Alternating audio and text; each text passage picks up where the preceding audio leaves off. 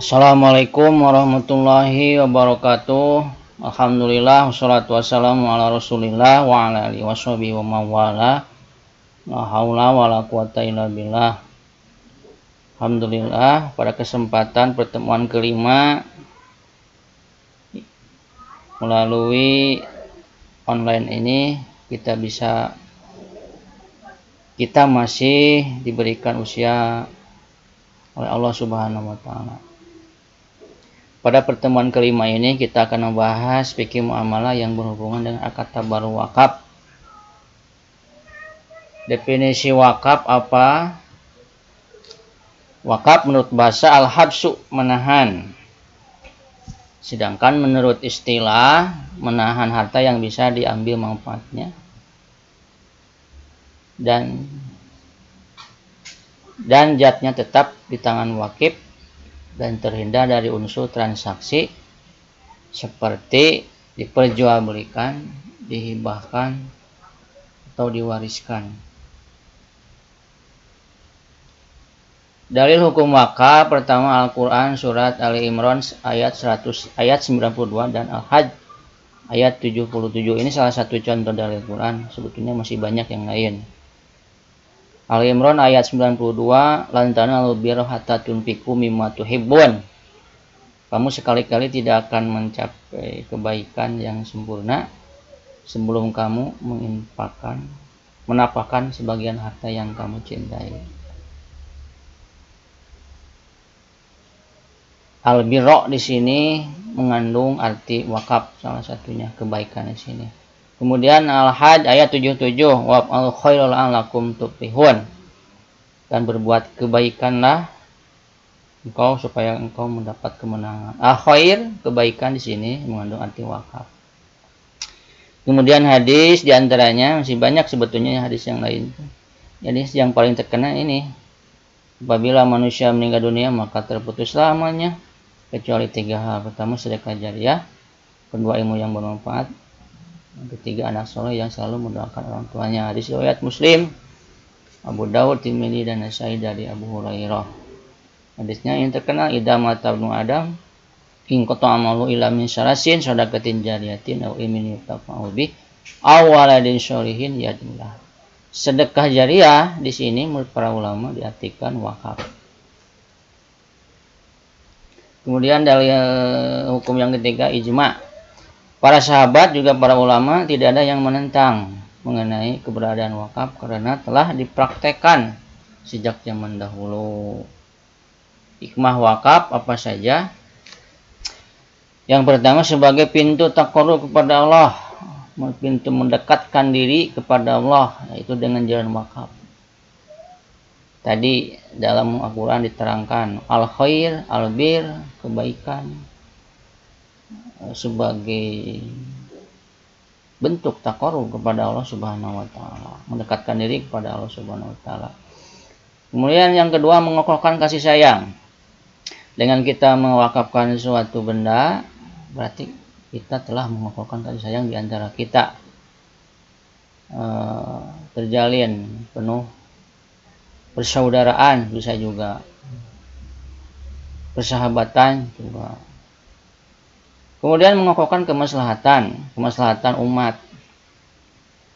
Kemaslahatan tidak hanya individu tapi umat secara umum. Selanjutnya mengalirnya pahala setelah meninggalnya wakif artinya orang yang mewakafkan. Tadi hadisnya kan ada, apabila anak Adam meninggal dunia terputus selamanya kecuali yang 3, sedekah jariyah. Jadi orang yang mewakafkan hartanya nanti ketika meninggal dunia pahalanya mengalir kepadanya.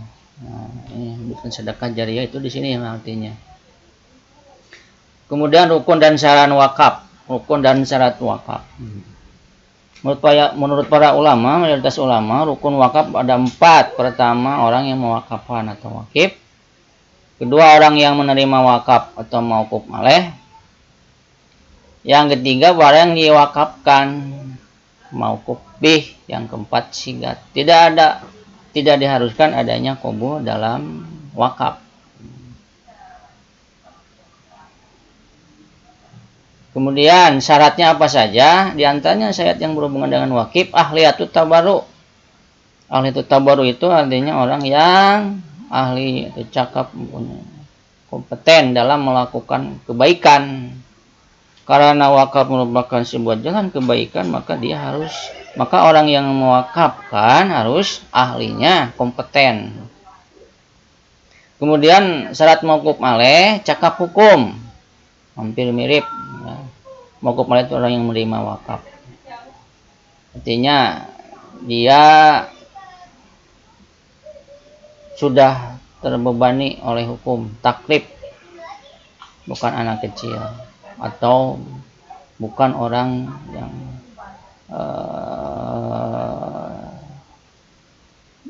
tidak tamyiz atau tidak balik. Harus orang yang dewasa artinya. Yang ketiga mauquf bih, benda yang diwakafkan bernilai manfaat, artinya bisa dimanfaatkan oleh yang menerima wakaf. Dan yang keempat sigat, dapat dilaksanakan seketika.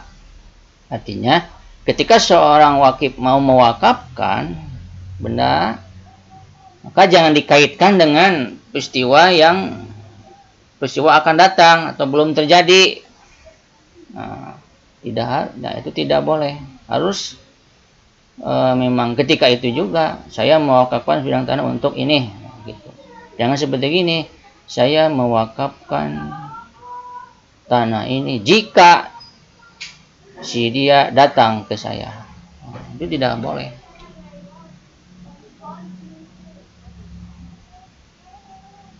Selanjutnya sifat wakaf. Sifat wakaf apa saja? Yang pertama, menurut Imam Abu Hanifah goil lazim, tidak mengikat kedua belah pihak. Artinya menurut Abu Hanifah wakif boleh kapan-kapan menarik kembali wakafnya, kecuali yang tiga. Tidak boleh diambil lagi. Wakaf untuk masjid, wakaf karena wasiat, dan wakaf yang diputuskan oleh pengadilan. Kemudian menurut Imam Muhammad bin Hasan, murid Imam Abu Hanifah, salah satu murid Imam Abu Hanifah, Syafi'iyah dan Hanabilah, lazim mengikat kedua belah pihak. Artinya ketika si wakif mewakifkan benda atau benda, maka dia tidak boleh menarik kembali. Artinya bersifat lazim di sini, artinya gitu, tidak boleh ditarik kembali. Menurut Abu Yusuf sama menurut murid Imam Abu Hanifah lazim, sama menurut Imam Abu Hasan. Kemudian Malikiyah lazim.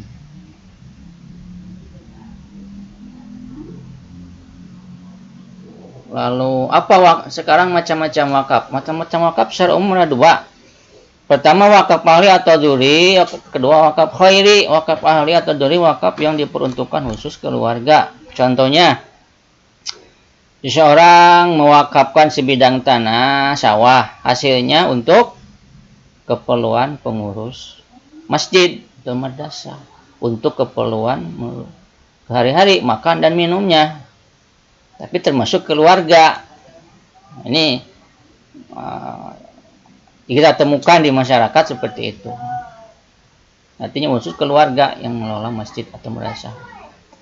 Yang kedua wakaf khairi atau wakaf yang bersifat umum, untuk kemanfaatan umum, bukan individu, seperti seorang mewakafkan tanah ini untuk dibangun masjid untuk umum.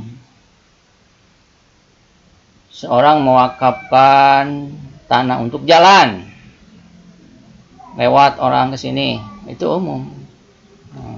Wakaf khairi. Selanjutnya kepemilikan benda wakaf. Imam Abu Hanifah dan Hanafiyah berpendapat wakaf benda yang diwakafkan milik wakif, sebenarnya tadi sudah disinggung.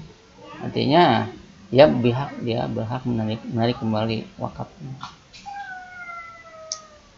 Kemudian menurut Imam Malik dan Malikiyah, milik wakif, tapi tidak boleh dijual, dihibahkan dan diwariskan.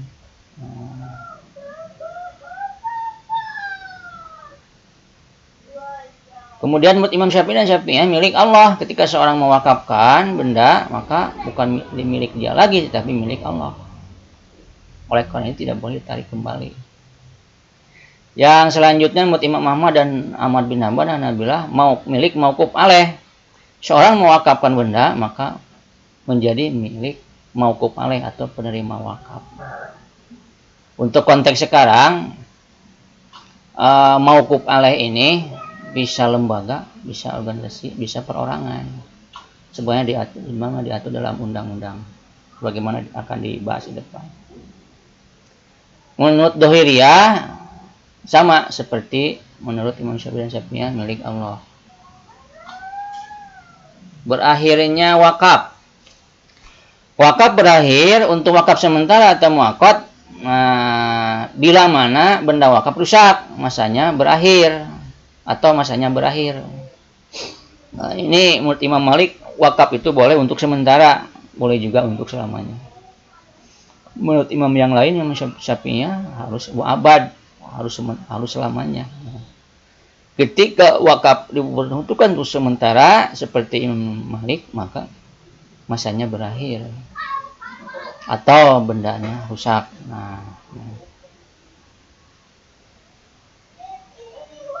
Kemudian wakaf durri atau ahli bisa berubah jadi wakaf khairi apabila terputus, tidak ada penerusnya. Seorang mewakafkan sebidang tanah, hasilnya bila mana panen untuk pengurus masjid, tanah tersebut wakaf pengurus masjid yang berasal dari keluarganya, karena penerusnya tidak ada, karena keturunannya tidak ada yang meneruskan pengurus masjid tersebut, maka berubah jadi wakaf khairi untuk umum. Oleh karena itu, kalau untuk keluarga harus dipersiapkan kesananya ada penerusnya bila mana orang tuanya meninggal, ada anaknya yang meneruskan, kemudian cucunya yang meneruskan, seperti itu.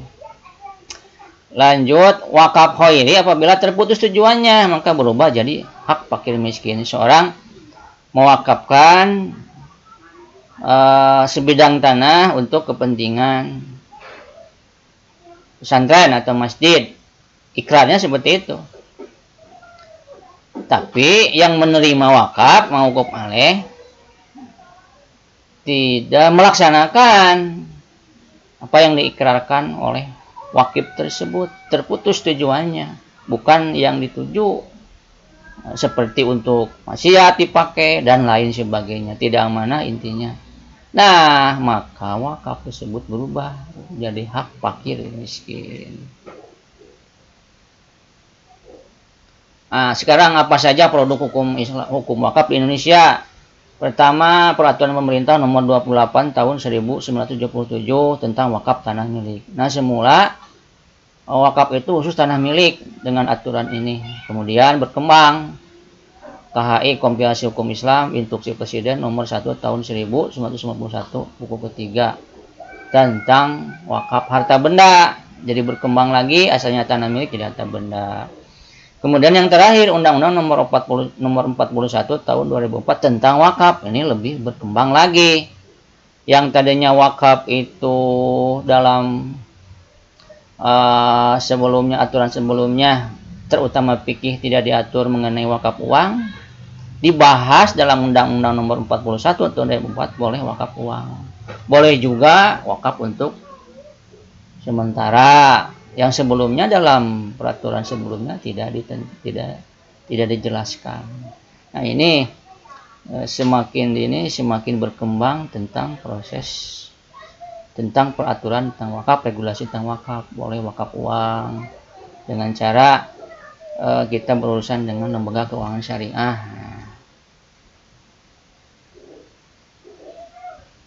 Kemudian apa saja yang masuk referensi tentang wakaf? Salah satunya buku saya Transaksi Ekonomi Syariah cetakan 1 Bandung, PT Remaja Rosda Karya tahun 2016.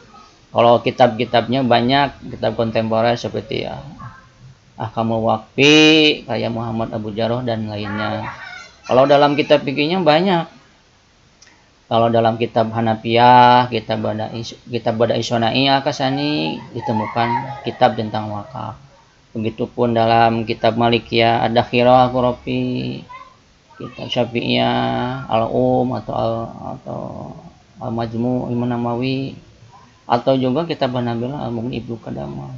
Dalam kitab itu ada secara jelas Kitabul Waqfi diterangkan, ada juga Kitabul Habsyi. Dalam kitab bukan Kitabul Waqfi tapi Kitabul Habsyi.